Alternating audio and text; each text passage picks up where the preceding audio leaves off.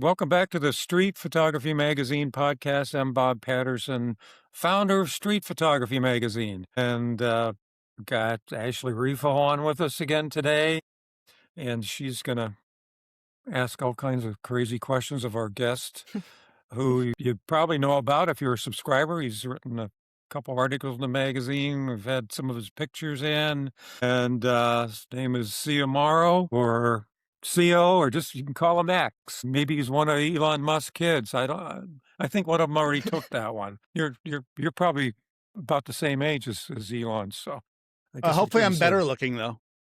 Absolutely. There's like no question about it, and a much more interesting. I've All got to right, say. good. Anyway, CO, he's from New York, and he's done a lot of things. He's been an attorney, managed musicians, and but he's a photographer. He's a excellent street photographer. Just published a book, which I'm sure we're going to talk about. So, and we'll just talk photography. CO, welcome. Thanks for being with us. Oh, my pleasure. I'm really looking forward to this. I'm honored to be part of your podcast. You have some great guests, so I'm glad you felt that I was worthy. Absolutely, absolutely. So, just real quick, just give us a little bit about your background and how you Yeah. got to where you are. You've just had a very, very interesting career path. Yeah, definitely not something anybody could plan for. I guess in a nutshell, I'm still trying to figure out what I want to be when I grow up. Me too. Yeah, I guess we all are to some extent. I mean, I began in music. I had a basement band, as many people my age did, and would have liked to have gone into music full time. But, there was no internet back then, or information wasn't as accessible as it is now to figure out how to break into it. And my parents wanted me to have a solid career so you can fall back on something.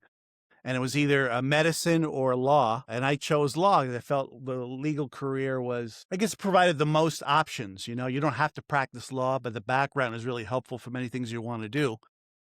And so I did corporate law for a while. I worked at a big law firm doing litigation, and I really didn't like it. It was pretty boring, Yeah. and I really didn't fit in.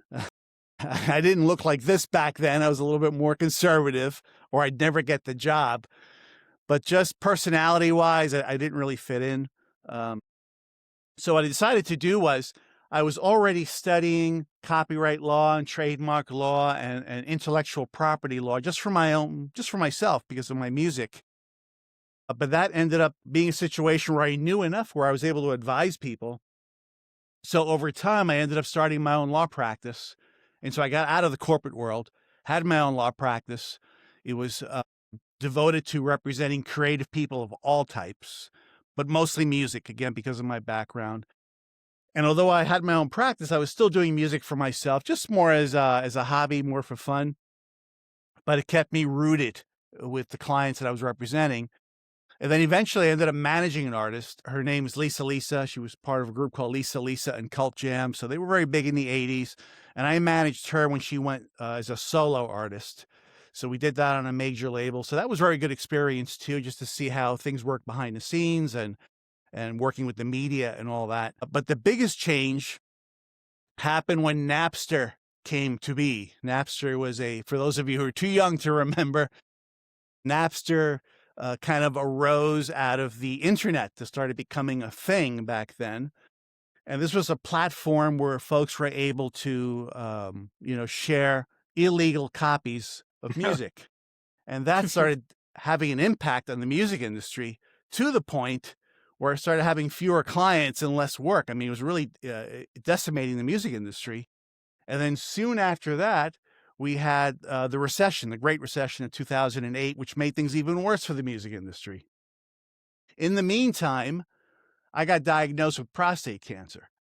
And so now I was in a situation where, even if I could put my full attention to my law practice, I basically couldn't because of the cancer. And so that, was a big economic hit. To make a long story short, it was caught early enough where they were able to, I didn't have to go through chemotherapy. I underwent surgery. I survived it, obviously, or I wouldn't be here right now. But it took me 6 months to get the surgery scheduled. The person I went to, the doctor was a very well-renowned surgeon for this kind of procedure. So it took time to get scheduled. For those 6 months, I didn't know what was gonna happen, I was thinking, "Well, am I gonna die if I come out of this?" Maybe it turns out it's spread everywhere. So I just didn't know what was gonna happen. But it got me thinking about what I wanted to do if I got through it. And basically, I decided, well, I don't want to keep doing what I was doing before. And even if I tried, the economic situation is not very good. I was kind of depressed from the whole process. And so I ended up just traveling to these national parks out west, like Arches National Park in Utah, places like that, photographing just for myself. I had a little digital camera from Canon that I used to photograph some of the concerts I was doing. And I was just photographing the landscape for fun. But when I recovered from cancer, I started doing concerts again and, little coffee shop places. And in addition to selling my CDs and my T-shirts, I had a little art exhibit set up with these photographs that I took out west, and people were buying those. And my Wow. profit margin on the pictures was far better than on my CDs. So that gave me the sense that this might be an artistic path that I can follow. I don't need a band for it, because every time I had a band, it was kind of like a Spinal Tap movie. There's always some problem with somebody, and especially the drummers.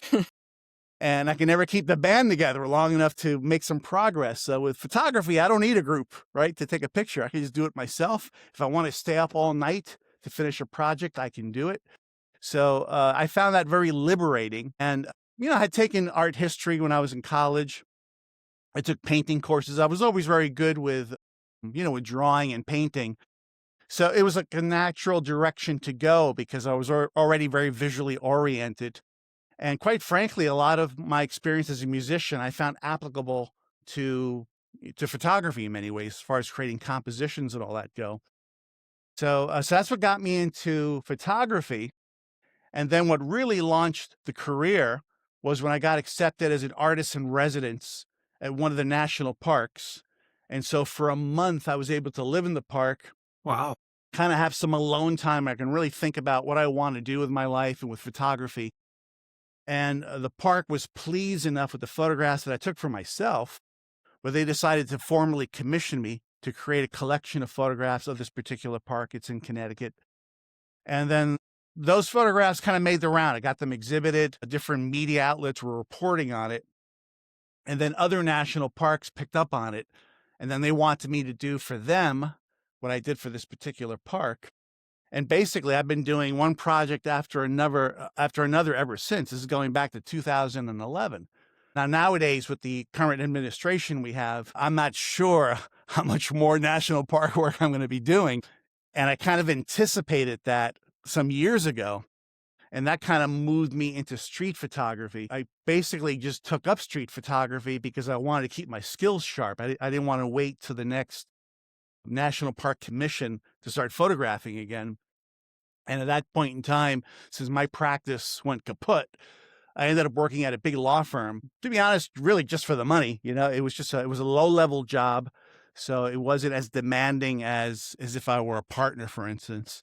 So that enabled me to pursue my work with the Park Service. But I just started photographing back and forth for my commute just to stay sharp. I had no intention of those photographs doing anything other than just practice. But that's what ultimately led to the book that's coming out now. Wow. I think when you're shooting more for yourself and it's not like you've got to come to somebody with a result and you're not worrying about it, it probably wind up creating better work. It's a very good point because I think that there's some truth to that. I was just shooting instinctively, whatever caught my attention. So I was not thinking in terms of a theme.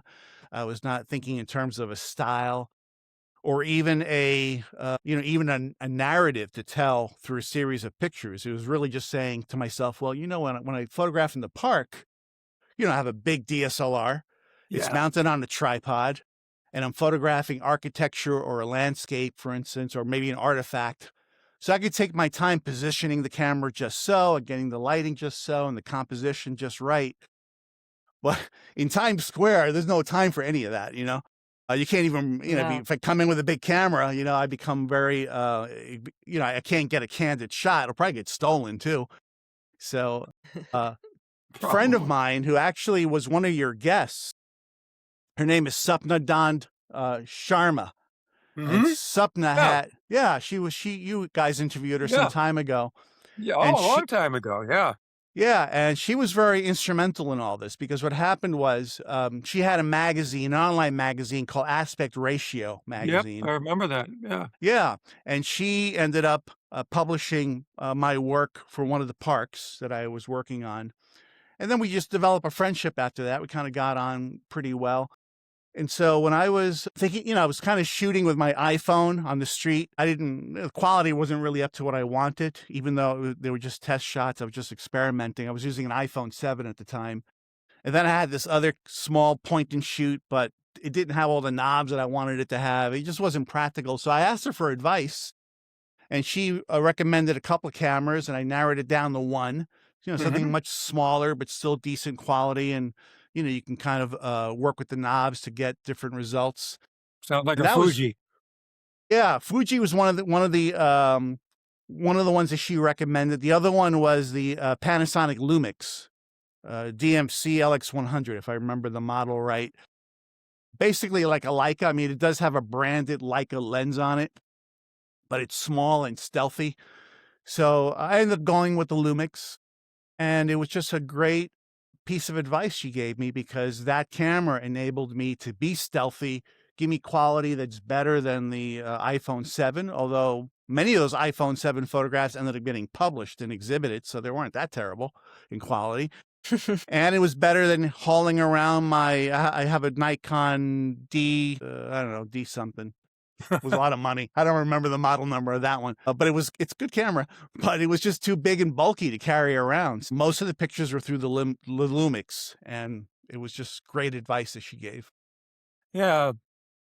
Your photos from the from your book and in the article, you did an article for us about a year Yes. and a half ago with a lot of those photos. They're very playful. I think a lot of them are very playful. It's like you were really having fun doing it. Yeah. I'm just laughing because I'm so glad you picked up on that. Yeah. I don't take myself too seriously. Like I've worked with lawyers and they think they're so important and all this stuff. And I've worked with many, many, many artists and celebrities, and some of them take themselves very seriously. And I don't want to be one of those people. I want to just be humble about it. And so, I want to do the best I can with photography, but I like to have fun with it. And sometimes there's a lot of humor that I encounter on the street, and I try to work that into the pictures too. Not everything has to be very serious. And Manhattan's that way. Manhattan is just this mashup of all kinds of people, very serious and important business people, but also your average working class person is just struggling to make a living. Lots of creative and artistic people that are kind of crazy. Criminals, police, terrorists are lurking out there someplace. There's just a mashup of things. There's advertising, there's lights, there's colors, there's reflections. And I try to get all that the best way that I can. Yeah. I'm wondering, Xiomaro, like what kind of a kid you were? What kind of little kid were you? Because you have just done like everything, and I feel like you're comfortable everywhere and doing anything. Well, boy, that's a good question. No, see, that's why you're the tough one, because no, I don't think anyone's ever asked me that question on an interview. As a kid, I got picked on a lot, so I was bullied a lot. And when you get bullied a lot, I think one of the things that I don't think I was aware of it at the time. I'm thinking back now, maybe this is what I was doing. You try to be humorous. You try to use your personality to deflate a situation. I went to school in the New York City school system, public school system, and it's not very good, probably even worse now. So there's a lot of disruption in the class, lots of fighting, bullying. We had gangs to some respect. So you got to try to get along with everybody, and I was not perfect either. I'm sure I picked on people too, because what happens is when you get picked on, you kind of, it becomes like a cycle. So you kind of have to be this tough guy. But I was also very creative, and in a way that was a problem because creative people, and I'm speaking very generally here. I know it doesn't apply to everybody, but many times creative people are not like the jocks, So Yeah. I never got picked for basketball or baseball. If I did, I was the last one, or the teacher insisted, you got to pick them, you can't be last. So I was never very good at sports. I took karate for a while, more for defensive reasons, So it's not that I'm not athletic, but it just never really interested me that much, you know? I've always enjoyed things of the mind. So I like to read a lot. And I think that's where art comes into play because, you know, if you're an athlete, because it's based on your body, at some point you're going to hit a peak and then it's going to start to go down. That's just the way it is. With things of the mind, things that are artistic, like writing, for instance, which I've always been pretty good at least so my teachers told me, drawing, painting, and of course, photography and music, you know, I think you get better as time goes by because you learn more and you have more Sure. experience. So for me, you know, that was kind of where I pushed things. That was kind of my direction. But in, you know, in a high school situation where it's almost like a caste system, right? Of who's Yeah. cool and who's in and who's out. Oh, yeah. High I was, school. I was Yeah. generally not one of those people. I did get by because I've always liked clothes. I think if I had another life, I'd become a fashion designer. I like clothes, you know? And so I always dressed a little bit more on the slightly flamboyant side, a little bit more rock and roll. And so that kind of helped a little bit. But again, I just like things just interest me. When I was in college, I majored in philosophy, which is not exactly a career path. You know, you don't get a job as a philosopher, you know, but I just felt that sharpening the ability to think critically is important. And if you consider everything that's happening in politics today, you could see how, you know, critical thinking can be immensely important when you're trying to segregate what's fact from fiction. A lot of people don't do that. No, not enough. We're not going to go there, though. No. So what do you play? What's your instrument of choice? The main instrument is guitar and vocals. You know, I usually do the vocals. I consider myself more of a songwriter. So I'm not really great at any instrument. I'm not a virtuoso, but I can almost pick up any instrument and figure it out and play it well enough where I can perform I can perform live or record it. So, I mean, over the course of my career, I played bass guitar, rhythm guitar, lead guitar, drums, percussion, you know, Latin percussion, keyboards, penny whistle, Irish penny whistle, a harmonica. So if I need something for a song, I'll just buy the instrument and I'll just mess around till I figure it out. Because again, a lot of it is the thinking. So if you understand the fundamentals of music and how it works, you can apply that to other instruments. And then it's just a matter of muscle memory and, you know, understanding how that particular instrument works to get your idea across. What style do you play? It's everything? Rock and roll, hard rock on the harder side, but I've done softer rock. And because of my exposure to different kinds of music through the work I did as an entertainment lawyer and artist manager, you know, I have an appreciation for other kinds of music. And if I had the time, I'd probably, you know, flirt with writing other kinds of music. But I tend to do things that are more edgy. The lyrics tend to be a little bit weird. You know, I don't really write love songs. So I'll write something more about something I experienced. Like I wrote a song about being bullied, you know, for instance. And I've written songs about people taking advantage of me with money, you know. I've written songs about my mother who died of dementia, you know, who was bedridden for many years and died from dementia eventually. I've written a song about that. So I tend to write things a little bit, hopefully deeper that maybe other people can connect with, as opposed to something that's more decorative and fluffy, and it's geared more towards selling records, you know, which is understandable. Those are the records that sell the most. Yeah. I'm interested, Xiomaro, for you to tell us maybe some of the parallels that you found between composing music and composing a photograph on the street. Yeah. When I play live, and even when I'm recording, you know, I experiment a lot. So if I know what key we're in, then I can, you know, I know more or less what scales I should be in and what notes to hit and what chords to play. So it's improvisational, and you're bound to make mistakes, of course, but sometimes you'll make a mistake that ends up being something very beautiful and unexpected. And then each take you do comes out a little bit different. When I was photographing on the street, that was the approach I took. I wasn't really thinking too much about the mechanics of the photograph or the ISOs and the composition. I was kind of going by gut instinct because I'm rehearsed, right? So if I'm really rehearsed on an instrument, you know, I can kind of fake my way through a song. And when I was doing street photography, I did enough photography. I mean, I wasn't an expert or great at it, but I did enough of it where I kind of knew how to point the camera and get something kind of interesting. And some of the pictures are kind of dumb and they don't make any sense and they're not really no good, or some are kind of weird and I like them. And to my surprise, I post them and I find, there's other weird people out there who like it too. But it's almost like you have to fill your brain with knowledge and information, and you have to gain experience by doing. And then at some point, if you want to be creative, you almost have to forget everything then and just let it go and just let your mind and your body do things as it responds to what's happening around you. It's a little, I don't know if I'm explaining it very well, but for anybody who isn't a musician, who improvises a lot, like a jazz musician, for instance, I think it'll make sense. So that was kind of the approach I took to it. And it worked for me because I'm not a very technical guy. I can't get into deep conversations about lenses and f-stops and all that stuff. And I'm the same way with my guitars and my instruments. And, some of them I know what they are because I've played it enough, but I don't even know what keys I'm playing, and I just kind of know where I need to go. So it's a little strange, but it works for me. Yeah, I'm glad you talked about that because I've been photographing jazz musicians for several years now in my local area, and I photographed a guy. Maybe you've even read his book here in my town. His whole field is on improvisation. He plays a violin, electric violin.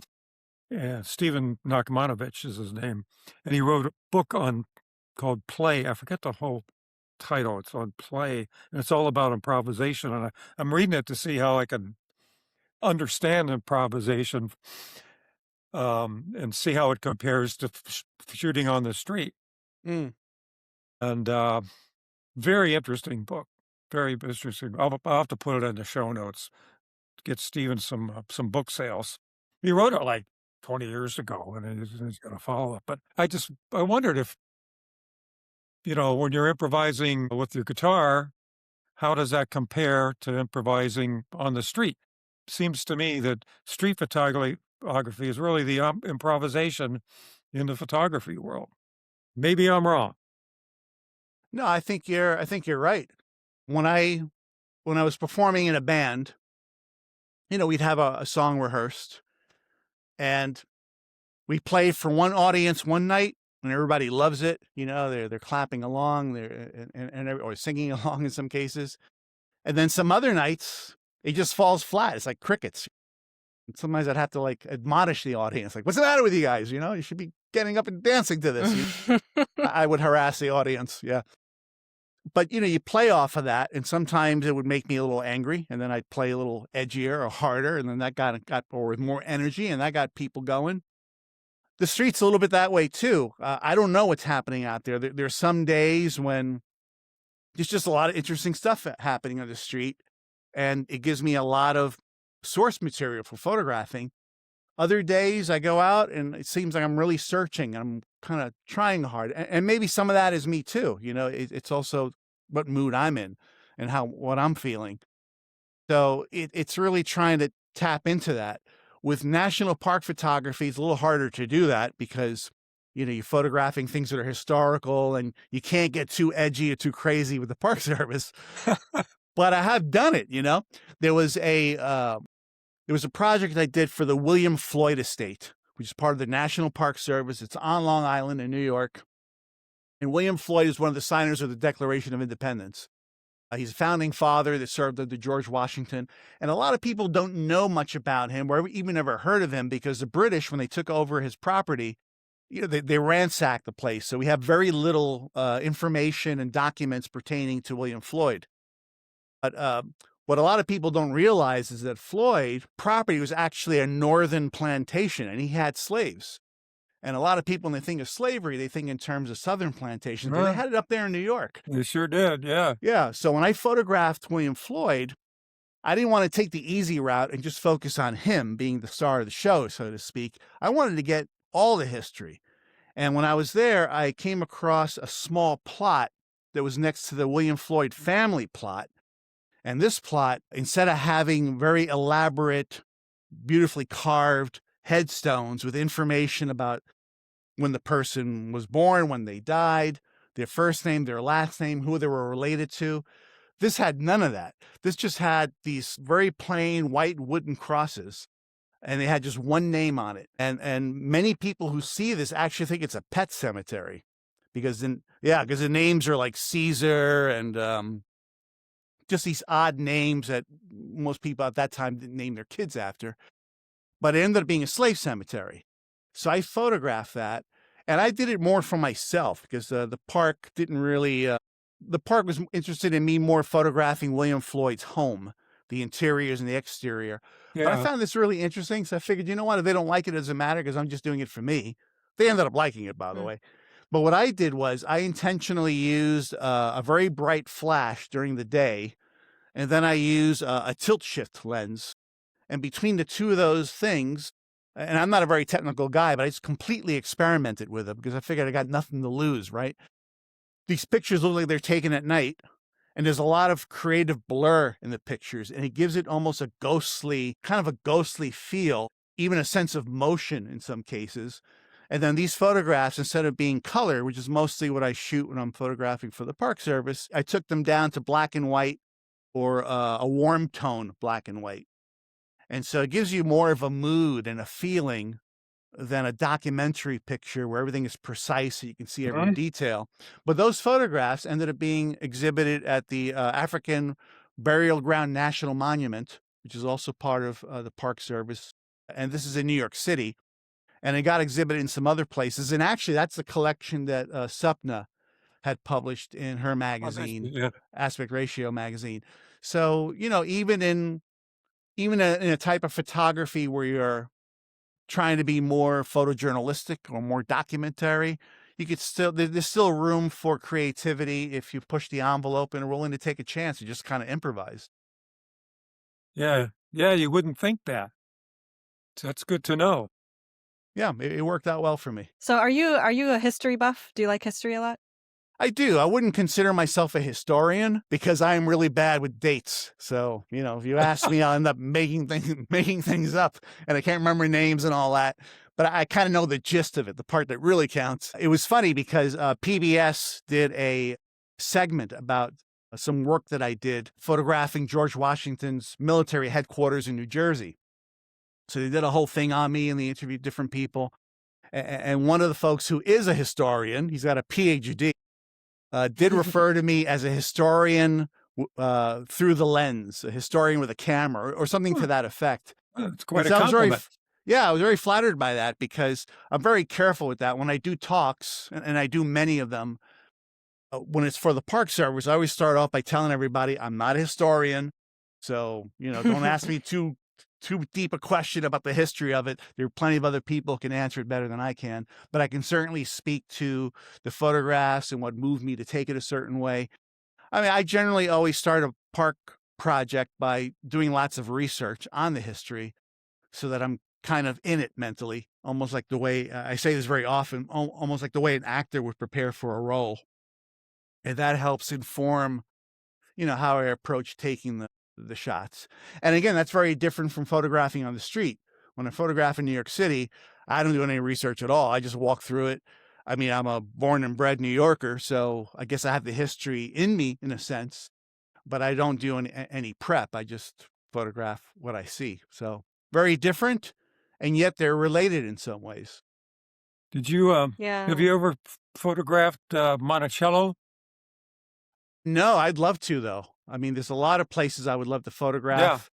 And it's just a matter of, I mean, I'm very grateful. I would say, I think every project I've had, I never had to ask for it. They actually sought me out and asked me to do it based on other work that I've done. So all the places that I've photographed for the Park Service are not by choice. They kind of fell on my lap. Very But nice. I liked them all. They were all very interesting and they're all related. But the time may come where I may have to contact Monticello or some other place and see if they'll give me a commission because, as I mentioned, I don't think the funding is going to be there anymore for the work that I was doing with the parks. Not from the government, but come on down. Yeah, I will. The one that I'm working on now, you guys are in South Carolina, is it? Me, I'm in Virginia, and Ashley's in Florida. I live real Okay. close to Monticello. That's why I asked. Okay, because I am down your way every now and then. The current project that I have right now with the Park Service may be my last. I don't know. But I'm photographing George Washington Birthplace National Monument, which is in Colonial Beach, Virginia. That's Westmoreland County, if I remember correctly. Yeah, I know where it is. So they're having me photograph that, and if things work out well, what they're hoping is that other historical societies throughout the county will get together and have me photograph all the historical sites throughout that particular county. They're very proud of their history over there. I mean, the whole state is, but in Westmoreland County in particular. So, we're going to see how that plays out. Hopefully that'll be a path that I can take. But I've been to Virginia on and off in the past year photographing there. Wow. Yeah. That's great. It's a nice place. It is. Yeah, it's real nice. I get to live in a historic house in the park. Really? Which is kind of weird because at night it's like I'm there by myself. It's dark and the Potomac River's right there, and used to be indigenous land. So who knows what's? Yeah, I think about ghosts sometimes. I mean, many park places. I mean, they tell me privately they're not going to advertise this, but there've been many park places I've been at where they're closet ghost believers. They go, we've seen things happen. So maybe I'll get a good picture of a ghost and then I'll be famous. But then you'll get a show on the Travel Channel or whatever. I could do workshops on ghost photography. Yeah. No, don't share your secrets, Yeah. How to get transparent blurs without actually using slow exposures. Something like. You're going to have to get technical for that. Yeah, I will. Yeah. So it's very interesting to go between the two. I think that's interesting. I think that's an apt description of you as a historian behind a lens, because not only are you preserving past history, it's already being kind of preserved, but you're capturing it again with these photographs. But also, I was looking through some of your projects on your website. One that stood out to me, and this is just probably because of my personal situation right now, is your Portraits of America series.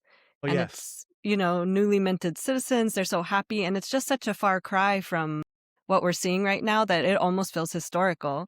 Those photographs they're very beautiful. They're very optimistic. But like I said, they kind of feel historic at this moment in time. Yeah, I even with my street photography, I do think about it through the lens, to use a pun there, through the lens of history. Because I understand that, hopefully after I'm been long dead, some future generation will look back at these photographs, hopefully through books and other things, and they'll say, wow, this really captures a very unique period of time in American history. In many ways, I mean, we are all using cell phones, there's a lot of pictures on the street where it's hard to get people without a cell phone. Yeah.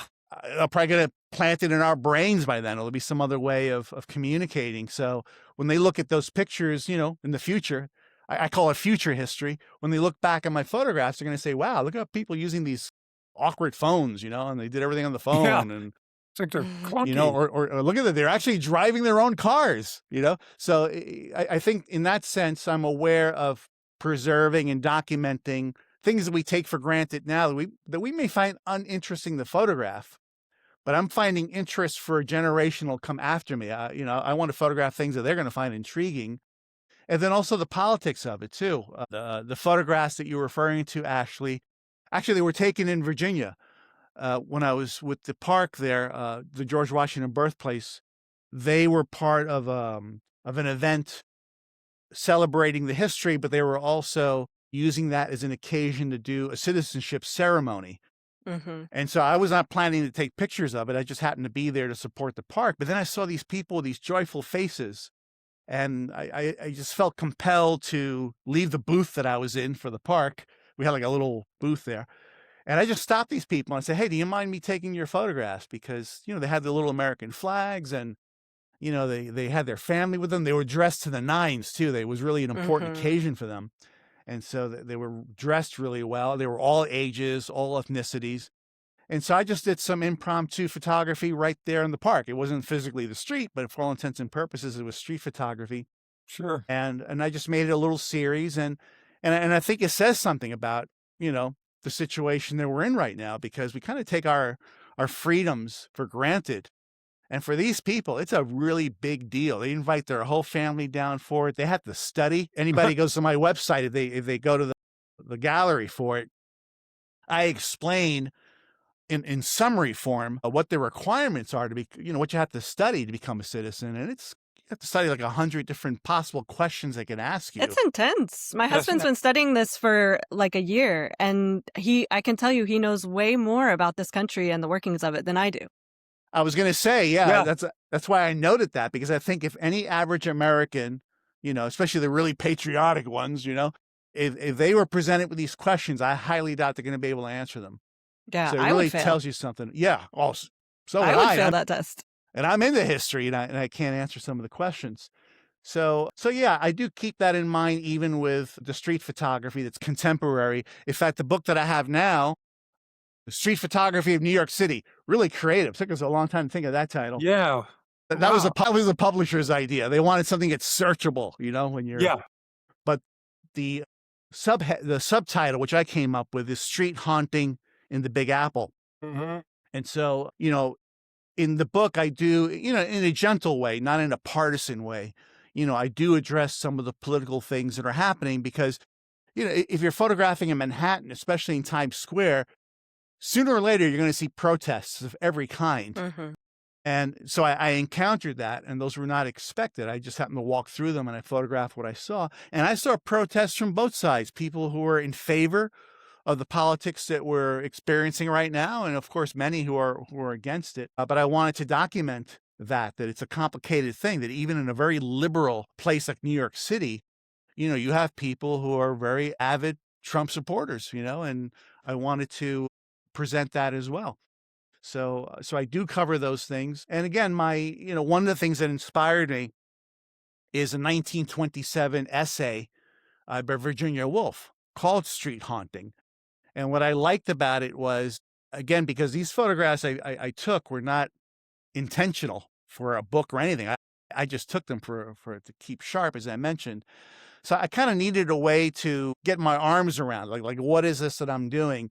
And what I really liked about her essay, Street Haunting, is that she basically did the same thing I did, but rather than using a camera, she used her pen. She's a writer. So she encountered all these different people and all these strange things that they're doing, and different people from different types of work and different parts of society. And she was able to kind of step in their shoes vicariously and imagine herself in their situation, and it inspired her writings. She just kind of wandered through London doing this. And hence Street Haunting, she was almost like a ghost or a spirit, just kind of wandering through and observing people. And that's basically what I've been doing, because most of the photographs in the book are candid. And so I was just kind of going through the crowd, trying not to be noticed. I was always in a suit because I was leaving work, so I was kind of noticeable. And usually I let I always had my hair tied up when I was at the job, but I would, unfurl it. And so sometimes I would attract attention. These guys are like selling their CDs, these hip hop guys. And I overheard them saying, "Hey, he looks like Kenny G," Yeah. I bet you don't play his music. No, I don't play his music. Or people would literally stop me, and they'd ask me questions. So, I was kind of attracting attention, which is not what I wanted. So I had to think, I had to be strategic and being stealthy. And so that idea of being a spirit, and kind of going through the crowds that way was very appealing to me. And so I kind of stole her title, or borrowed it, to give it some context for what I was doing. I love that. I heard you talking on a NPR interview, and you were saying how, or the woman who interviewed you was saying how she likes how you've portrayed everyone with dignity and in a very positive way. I haven't seen the book yet, but I think that's really a lovely thing about your book too. I'm excited to see it, because I liked how you said you've been around celebrities, but you place the same value on the everyday person that you see on the street. I think that's something it's good for us to have in society, just to put value on every single person. Indeed. I mean, I was very, very pleased during that NPR interview that she brought that up, because that's really important to me. When I started doing street photography, I was really uncomfortable with it. I felt like I was violating people's privacy, and there's like a little bit of a creep factor. They don't know that I'm photographing them. And And then I'm purposely hiding because I'm using my cell phone because it's not as obvious. But that forced me to think through it. And in fact, there is a section in my book where I talk about those issues very candidly. And I even talk about it from a legal point of view, the difference between, the right of privacy and what happens when you enter the public sphere, like basically in the streets. So, and also the fact that, people get concerned about being photographed because of their privacy, but yet there are other realms where we gladly compromise our privacy in a far worse way, right? Especially on the internet with our private information. Yes. And we're always being monitored by the government anyway. There's cameras everywhere, especially in New York City. At least I'm going to try to be artful about it, make the person look interesting, and they end up in museum exhibits and they end up in books. So, but people don't think of it that way. So I address that in the book just to kind of provoke some thought from non-photographers. But yeah, photographing people respectfully is really important for me. Sometimes just by sheer serendipity, there are things that get juxtaposed where you might think, maybe he's poking fun at the person, but I'm not. A perfect example, I was just to kind of challenge myself because I was, again, these were pictures meant to be taken just to improve my skills. There was one day when I said, you know what, on my way home through the streets to get to Penn Station to catch my train, I am not going to lift the viewfinder to my eye. I'm just going to approximate, where the person is, shooting from the hip, so to speak. Sure. And so I did a whole bunch of pictures like that. There's one picture I took of a gentleman with a nice, bald, shiny head. He looked like Telly Savalas, and shot from the hip. And he's perfectly, centered. I mean, it looks like I posed him for it. But then but again, because I was shooting from the hip, I didn't know what was really going on. When I started processing the picture, looking at it, I see in the background above him, there's a sign from a place and it says laser hair removal, So some people spend all day looking for things like that. It's just, exactly. It's just sheer serendipity. I couldn't have planned it. So it looks almost like, it's kind of comical as a guy coming out of this place and he's not, But photos like that were concerning to me because I didn't want to poke fun of the person, it just happened. But the fact that she picked up that they still came off respectful was very meaningful to me. And, and I'm not putting this down, but, if you take a picture of a sunset, of a flower, of a beautiful model, male or female, of a celebrity, people are going to love those pictures. You can't go wrong because the subject matter is inherently interesting and beautiful and pleasing. People are drawn to those. So there's a place for celebrity photography, but I want to approach just average everyday people and celebrate them and make them celebrities. And I want to see them in a book. It shouldn't always be George Clooney or somebody, or some rock star, they can be celebrated too for the way they are and for what they do. Without them, the world doesn't go around, So, we place a lot of emphasis on celebrity culture. And look, I work with them. I love the arts. I love music. But there are a lot of people like teachers, people like police officers. And, sure, they do things that are wrong. We all do wrong things. But, I found it interesting to photograph some of these police officers in Times Square holding machine guns, openly, and knowing that, they're ready in case it's a terrorist event. And there have been several in Times Square, and they're putting their lives on the line.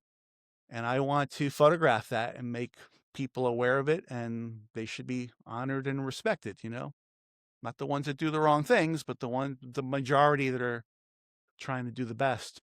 So that's kind of my approach to that.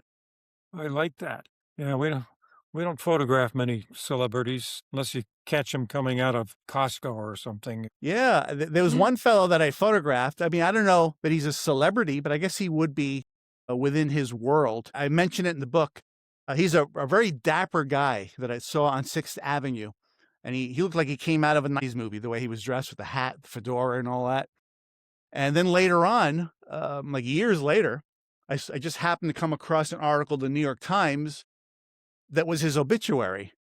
And I recognized they had several photographs of him, and I recognized him from the photograph I took. And it turned out that he was a very famous designer of men's suits. And he was from Italy, came to America because he loved American movies from the 40s. And he started designing these very expensive, high-end suits that are inspired by people like Cary Grant and all that. And he was making this for celebrities, and I just happened to catch him on the street because I just thought he was dressed so interesting. He looked the part, almost like a gangster. Because you never know who you're going to run into in New York. No, you don't know. It's really something else. Yeah, I mean, I'm sure I photographed accidentally, probably theater people, because Broadway. I mostly walked through Times Square because there's a lot of crowds there, and it was on my way home. But Broadway is nearby. Sometimes I take different paths to get to the train, so I'd have some variety. But there are people. Like I had a photograph of this young lady with an afro that was like, I don't know, it seemed like it was 5 feet wide. I mean, it was just huge. And I remember growing up with that, seeing folks with afros, and I liked that look, so it caught my attention.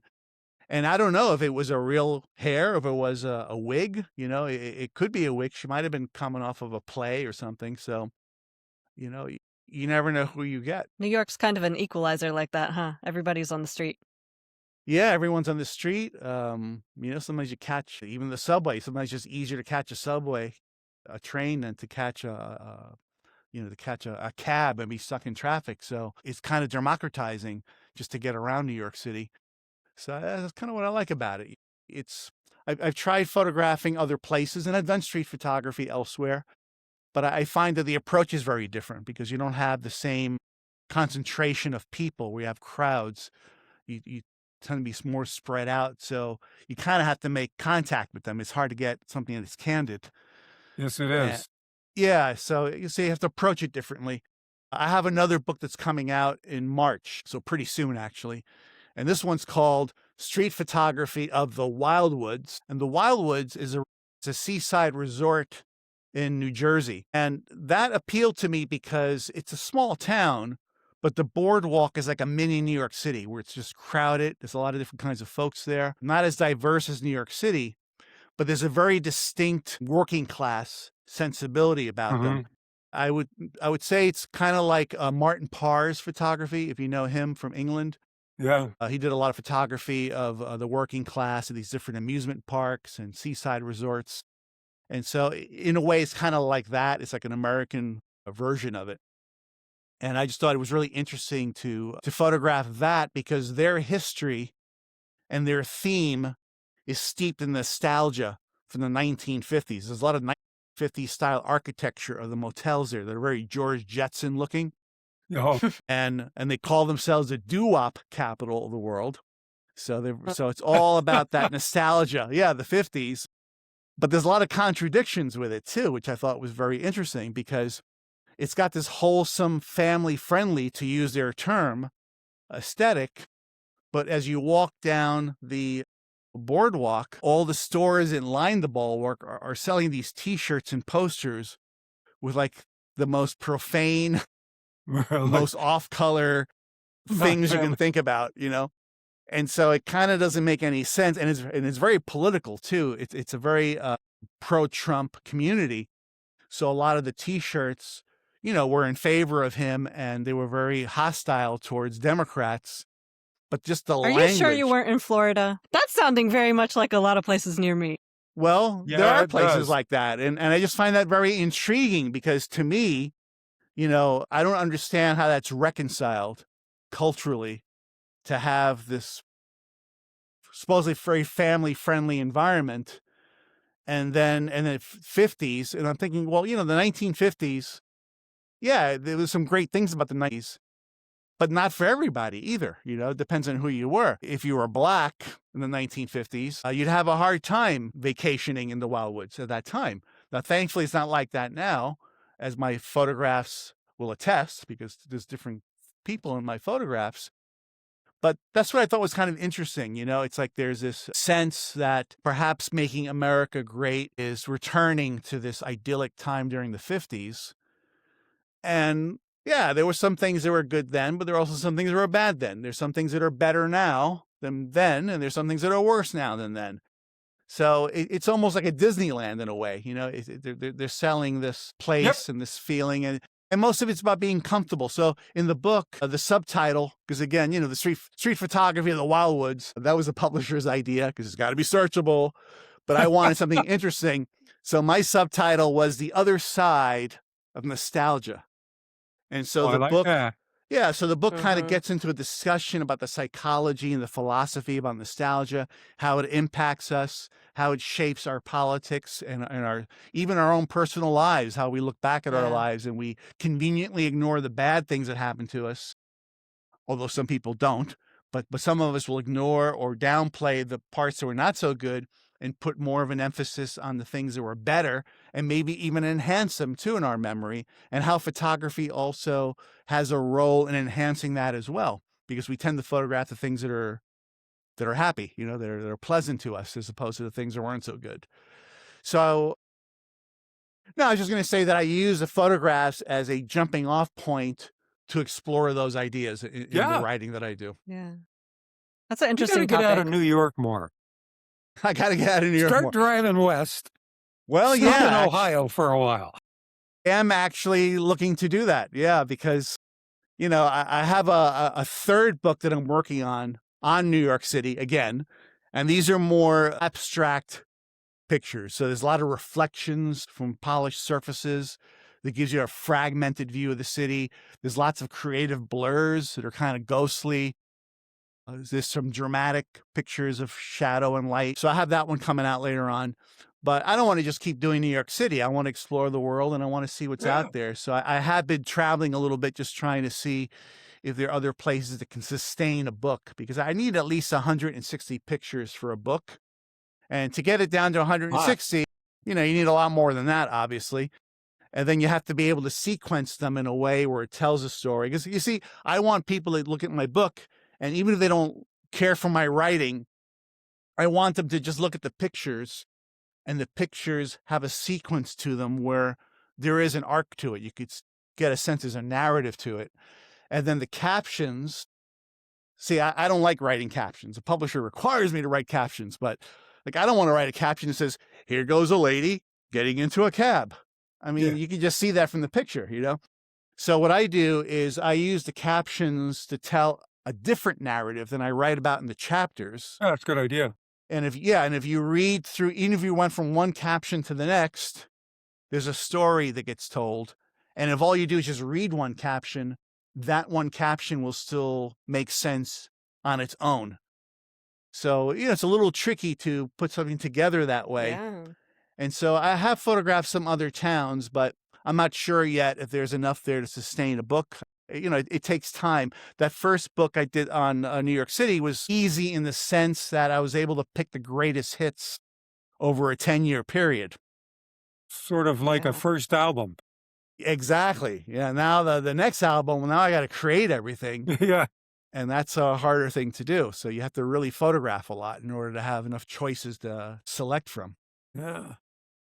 I'm impressed, even though you had all that to choose from, to be able to have not had this in your mind at all and take all these pictures, to be able to create stories within stories like that's really impressive. Well, what's really interesting is, I'll explain that, which will maybe make it less impressive. But, when I was photographing, again, I had a different intention to it. It was just to get better at the camera and do something different than national park photography. So, I'll take a picture instinctively or almost impulsively because, everything's moving fast in New York City. So there's not a lot of time to compose. You just got to grab it. But what happens is when you take enough pictures, at least in my case anyway, I see that there's certain themes that start to emerge. So what's happening is there are certain things that for whatever reason just seems to attract my attention all the time. And in a sense, I'm almost taking the same picture over and over again, just in different circumstances and hopefully creative enough where they're not, duplicative. But when you start seeing these themes, then you start putting together, well, why am I interested in this? Why am I photographing this? And what am I thinking about without even realizing it? And then once you kind of recognize that, if there are holes that need to be filled in the narrative, then you can go out and maybe try to shoot intentionally and look for those things. So I've noticed that a lot in my pictures, even the national park stuff, even though I'm photographing with intentionality because I'm photographing, where George Washington made battle plans, for instance. I find that many times I'm photographing from a certain angle, or there's certain preferences I have. Like for instance, one preference I have is I don't like using flash. I like using natural light, and that gives you a very different kind of a photograph, especially with the national Sure park does. stuff. Some of the national park pictures, some of the staff people at the park were not too keen on it. They thought they were too dark. And when they printed some of the pictures for an exhibit they were doing, they actually lightened them, which is kind of a problem because when you lighten the picture, and they're not artists, they're not photographers, you get a color shift, right? The pictures start to look almost cartoony. So I wasn't too happy about that. But I was explaining to them that, the reason why they want the pictures bright, I think, in part, is because they're accustomed to seeing real estate photographs. And real estate pictures tend to be brightly lit where you can see everything real clear, which is obvious because the intention there is they want someone to buy the place, to rent it out. But I was not interested in that. I said, I don't want everybody to see everything in the park. Yeah. I want some things to fall into shadow, almost like a Rembrandt painting or a Goya painting or a painting by Caravaggio, or like a Vermeer painting where everything is lit from a window. And let some things fall into this mysterious shroud of darkness. And what it does is it creates a mood, it creates a feeling. It makes you wonder, well, what's over there? And maybe that'll provoke somebody to go visit the park and see it themselves, So I don't want to recreate what I'm seeing on a tour because anybody can just go there and see it. I want to take what's there that everybody has seen and transcend it and take it somewhere else where it's more about a feeling, or it's more about, like, for instance, at Washington's birthplace, Washington's headquarters, right? They thought some of the photos were too dark. And I said, yeah, but in Washington's time, They were dark. that's the way it looked. It was They had a dark. candle. Everything was candlelit. They were relying on Yeah. window light. That's one of the reasons why the clothes from that era were pretty bright. If you look at a woman's gown, or if you look at, some of the clothes of the uniforms, they're very bright. And they look almost gaudy to modernize. But under candlelight or under a darker room, the colors look perfectly fine. It's appropriate for that kind of a light setting. So I was trying to get the Thought about viewer that. to get a sense of what it was like to be in that time period where you don't have artificial lighting. And so that's what I was going for, artistically. And once I explained that, then it made more sense to them. So, that's just an example of a kind of a preference or a leaning that I go to in my photographs. It's subconscious. I didn't even realize I was doing that until I saw that they lighten the pictures, and I go, well, why are they doing that? And on the flip side, why am I making them darker? And then as I thought it through, I realized, well, that's really the reason why that's happening. It's almost like a movie, when you think about it. Like, here's another example, just to kind of riff on this. With music, right? How music influences my photography. With music, you only have 3 or 4 minutes on a song to tell a story, which is not a lot of time, as opposed to a book or a Broadway play or a movie. With a photograph, it's even shorter. It's just one image. So I want to try to get as much information out in that image. And that information doesn't necessarily mean detail, that you can see everything. There's other kinds of information, like feeling, like trying to bring someone back to a certain time period. So that's kind of, I guess that's what we would call an aesthetic, or a look, or a style. Well, you did say, Xiomaro, that you kind of are like an actor that gets into character before you go photograph these things. So that's probably why you're taking that approach. I think so. That's one of the reasons why I like doing these interviews and these podcasts, because when someone asks me a question, it forces me to think through why I'm doing what I'm doing. Whereas when I'm working by myself, I don't really ask myself those questions. I just do it. Yep. So I kind of learned a lot about what I'm doing through, things like this. So I appreciate being on your show. Before we go, tell us where people could find the book. I am very grateful for the effort the publisher has made. That book is available in about 24 countries. I mean, like, Wow. Saudi Arabia, Korea, places I never thought it would be in. And in dozens of different online retailers that I never even heard of, but it seems like many countries have their own version of Amazon. Yeah. So anybody in the world can easily find it. I mean, in the United States and really anywhere in the world, because Amazon has lots of like versions in the UK and Germany and Ireland. And so it's certainly on Amazon. If they buy it through America Through Time, and that's the website, americathroughtime.com, Amazon doesn't take a cut. So I make a little bit more money on the royalties. So that helps. I have it on my website. It's so they can buy through my website if they want to do that too. There's some other books that I've written. I did one on Weir Farm National Historic Site, which is the national park that I began at in Connecticut. So there's that book. And then there's a couple more coming out, as I mentioned. The Wildwoods one will be out in March. And the one on the abstract stuff, the subtitle is Drama, Dreams, and Delirium. And that one will be out in 2027 sometime. Wow. But if they type in street photography in New York City, and if they write in street haunting of the Big Apple, where they put in my name, assuming they're able to spell it, which is not easy, it's Xiom, like Mary, ARO. It'll definitely come up on your browser.